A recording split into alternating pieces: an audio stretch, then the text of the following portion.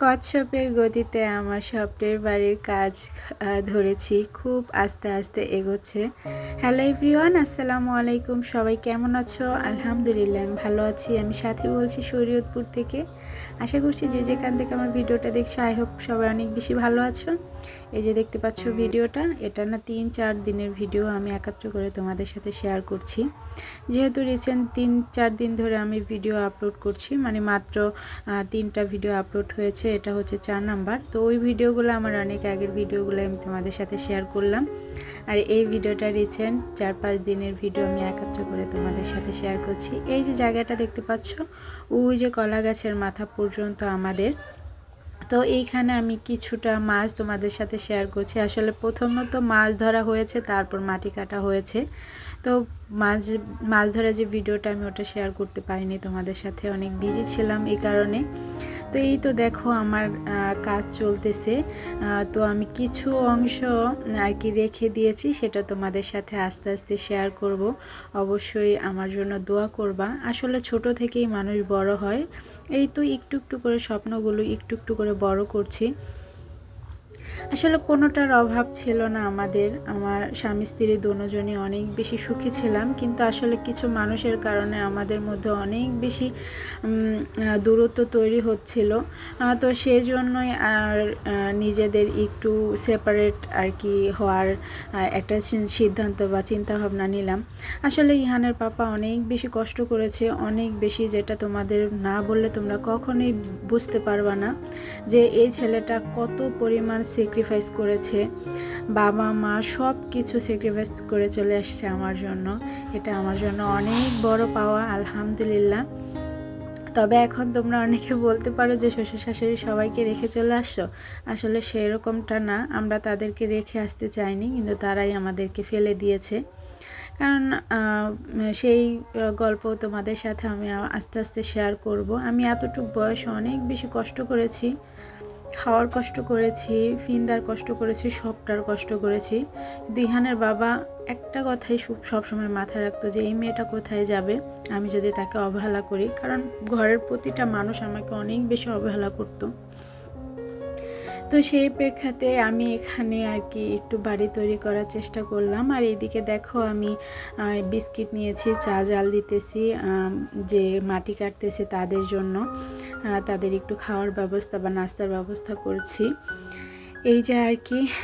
তো সবার কাছে অনেক অনেক দোয়া চাচ্ছি। আর আমার জীবনের অনেক বেশি আমি অনেক বেশি সাফার করেছি, সেগুলো তোমাদের সাথে না একটু একটু করে শেয়ার করব ইনশাল্লাহ। যারা আমাকে স্বচক্ষে দেখেছে তারা বলতে পারে আমি একদম মৃত্যুর মুখ থেকে চলে আসছি, কারণ ইহানের বাবাকে ছাড়া কখনই আমি থাকতে পারবো না। আর এরকম একটা পর্যায়ে চলে গিয়েছিলাম যে দুজনকে আমার অনেক দিন যাবৎ আলাদা থাকতে হয়েছে, অনেক বেশি দুজনকে কষ্ট করতে হয়েছে, তারপর এখানে এসেছি। যাই হোক, একটু ইমোশনাল হয়ে তোমাদের সাথে অনেক কিছু শেয়ার করে ফেললাম। যদি আমাদের জীবনের গল্পগুলো শুনতে চাও তো অবশ্যই কমেন্টে জানাবা। আসলে আমাদের রিলেশন করে বিয়ে হয়নি, তবুও পারিবারিকভাবে বিয়ে হয়েছে। তারপরও আমরা কিন্তু সেই যে পালিয়ে গেলে যেরকম বিয়ে করলে একটা অনেক দিন পর্যন্ত বাবা মা বা শ্বশুর শাশুড়ি সব কিছু থেকে আলাদা থাকতে হয়, ওই রকম কিন্তু আমরা থেকেছি।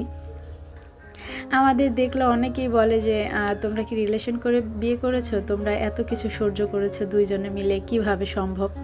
কিন্তু ব্যাপারটা উল্টা, মানে মানুষ রিলেশন করে বিয়ে করলে অনেক বেশি সাফার করতে হয়, বা বাসা থেকে মেনে না নিলে অনেক বেশি কষ্ট করতে হয় দূরে থেকে।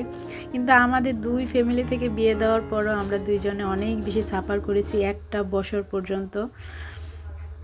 যাই হোক, আসলে মানুষ সবার জীবনে অনেক বেশি ঝড়িঝাপটা আসে, তো সেই ঝড়িঝাপটা থেকে উঠে আসতে পারলে সে সুখী আমি মনে করি।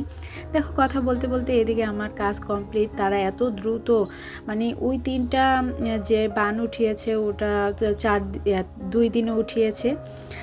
10 জন মিলে 20 জন কাজ করেছে, আর এদিকে 10 জনে মিলে একটা বান উঠিয়ে ফেলেছিল একদিনে। মানে তারা প্রচুর কাজ করেছে, প্রচুর প্রচুর কাজ করেছে। আলহামদুলিল্লাহ আমাদের বানটা উঠিয়ে গেছে। আর এইদিকে দেখেন আমার ছেলেটাকে, তাকে জুব্বা পরিয়ে দিয়েছি। আসলে আমি যে বাসায় থাকি ওই বাসার আপু তার জন্য সৌদি আরব থেকে এই যে জুব্বাটা এনেছে, তার সাথে ম্যাচিং করে একটা সেট আর কি আনা হয়েছে। ওই অনেক কিছুই ছিল, তবে ও তো বোঝে না, ওইগুলো আর কি পরাতে পারিনি। মাথার পাগড়ি, যাই হোক, শুধু জুব্বাটা আর ওর জন্য ঈদের সময় একটা পাঞ্জাবির সাথে এই টুপিটা কিনেছিলাম, ওইটা আর কি পরিয়ে দেওয়া হয়েছে। আর সে তো একদম ছাদে থাকবে না, নেমে যাচ্ছিল, তো আমি ওকে ধরে এদিকে দিয়ে দিয়েছি। আসলে মাঝে মধ্যে আমার ক্যামেরাটা যে কি হয় আমি সেটাই বুঝে পাই না। তো যাই হোক, এইদিকে ছেলেটাকে নিয়ে একটু দুষ্টামি ফাজলামি করছি। ওকে আমার অনেক প্রচুর সুন্দর সুন্দর কাপড় চোপড় পরাতে ইচ্ছে করে, কিন্তু এই যে শীতের দিনে তো অত ফ্যাশনেবল ড্রেস পাওয়া যায় না। পাওয়া গেল আমি মনে করি শীত 2 থেকে 3 মাস থাকে। তো দামি কাপড় চোপড় কিনে কোনো আমি মনে করি না কোনো লাভ হবে বলে, কারণ 1 বছর পরালে আরেক বছর গায়ে লাগবে না। কিন্তু ওই যে গরমিকালে ছেলেটাকে কোনো কিচ্ছু পরাতে পারি না, কাপড় চোপড় পরালেই শরীরে র্যাশ উঠে যায়। তো ওই দেখেন একদম ফালায় দিছে মাথার টুপি ভিক্ষা মাইরা। যাই হোক, এইদিকে সন্ধ্যার দিকে আমি একটু খিচুড়ি রান্না করতেছিলাম, তো আমি অল্প পরিমাণে খিচুড়ি নিয়েছিলাম। তো মা ফোন দিয়েছে ওই জমিনের ব্যাপারে একটু কথা বলার জন্য, কারণ আমাদের জায়গায় আর কি যে বালু ভরা হবে, তো বালু না ভরে তো আর বাড়ি করা যাবে না। একটু একটু করে আগাচ্ছি, আসলে বললেই সম্ভব না। এই যে যখন এখন তো বালি ভরে নিব, তো বালি ভরলে দেখা যায় আমি সাথে সাথে বললে ঘর দৌড় উঠাতে পারবো না। তার কারণ হচ্ছে বালুটা মাটিটা অনেক বসবে, আমি না বসতেই যদি আমি চারপাশে দেয়াল করব, ইচ্ছা আছে পুরো বাউন্ডারি দিব, তো সেই বাউন্ডারি ফাটল ধরার অনেক সম্ভাবনা থাকতে পারে। সেই জন্য আমাকে 6টা মাস অপেক্ষা করতে হবে। সেই জন্যই বললাম যে কচ্ছপের গতিতে আমার বাড়ির কাজ এগোচ্ছে। সবাই দোয়া রাখবেন। এ পর্যন্ত কারা কারা ভিডিওটা দেখেছেন জানি না, যারা যারা দেখেছেন সবাইকে অসংখ্য ধন্যবাদ। আর আমাকে এতখানি এই ছোট্ট চ্যানেলটা এতখানি সাপোর্ট করার জন্য অনেক বেশি ভালোবাসা আর দোয়া রইল। তো এই তো খিচুড়ি রান্না করতেছি, মা আর আব্বা আসবে, আর আমি একটুখানি রান্না করব প্রথম ভেবেছিলাম, পরবর্তীতে শুনি যে মা আর বাবা আসতেছে, তো ভাবলাম যে একটু বেশি করে রান্না করি, তারা খেয়ে যাবে। আর আমার বাবার বাসা থেকে আমার বাসা খুবই কাছে, 5 মিনিটের পথ। আর আমার শ্বশুরবাড়ি আমার বাবার বাসা থেকে আরও অনেক বেশি কাছে, সেখান থেকে হয়তো বা 2 থেকে 2.5 মিনিট লাগবে, এর বেশি লাগবে না, এতটা কাছে। তো আমি যেখানে ভাড়া থাকি ওইখানটায় একটু ঘুরে আসতে হয়, এই কারণে 5 মিনিট সময় লাগে, এই আর কি। তবে আমি এখন যেখানে থাকি আর আমি যেখানে বাসা করতেছি, মানে বাড়ি করতেছি, ওইখান থেকে দূরত্ব হচ্ছে 1 মিনিটের। এই হয়েছে অবস্থা। যাই হোক, এই তো খিচুড়ি রান্না শেষ। কালারটা কিন্তু অনেক বেশি সুন্দর আসছে, তার থেকেও বেশি কিন্তু অনেক বেশি মজা হয়েছিল। আমি একটু ঘি দিয়ে দিতেছি, এতে ফ্লেভারটা অনেক বেশি সুন্দর আসবে। আর আমার ভাই সবসময় বলবো যে আপু তোমার হাতে খিচুড়ি অনেক বেশি ভালো লাগে। আর কেন জানি না, মানে আমি এই ভুনা খিচুড়িটা তত একটা পছন্দ করি না, এর থেকে আমার কাছে বেশ ভালো লাগে পাতলা খিচুড়িটা। আর সেটা বেশি ভালো লাগে যখন এই যে শীতের দিন মাহফিল হয়, এই মাহফিলের খিচুড়িটা আমার এত বেশি ভালো লাগে।